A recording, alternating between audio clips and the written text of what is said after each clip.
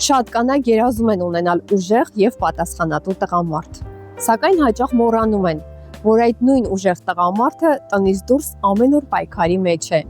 կրելով պատասխանատվություն, կայացնելով կարևոր որոշումներ եւ հաղթահարելով բազմաթիվ դժվարություններ։ Երբ նա վերադառնում է տուն, նրան պետք չէ հերթական պայքարը, նրան անհրաժեշտ են հանգստություն, խաղաղություն, ընդունված լինելու զգացողություն եւ կնոջ ջերմություն։ Մեզանում դեռ տարածված է այն կարծրատիպը, թե ուժեղ տղամարդը չի հոգնում, չի տխրում, վախեր չունի եւ աջակցության կարիք չի զգում։ Բայց իրականում, որքան մեծ է տղամարդու պատասխանատվությունն, այնքան ավելի շատ է նա էմոցիոնալ սպառվում։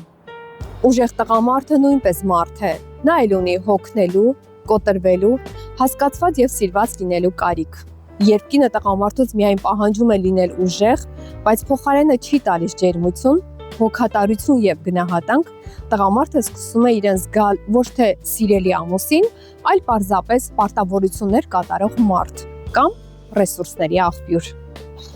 Իսկ երբ տունը դառնում է այն վայրը, որտեղ նա կարող է վերականգնել իր ուժերը, զգալ սիրված, գնահատված եւ ընդունված, նա կրկնապատիկ սիրով, հոգատարությամբ եւ նվիրումով է կանգնում իր ընտանիքի կողքին։ Սերն ու ուժը չեն հակասում միմյանց, հենց սիրո եւ փոխադարձ աջակցության մեջ է ծնվում ամուր ընտանիքը։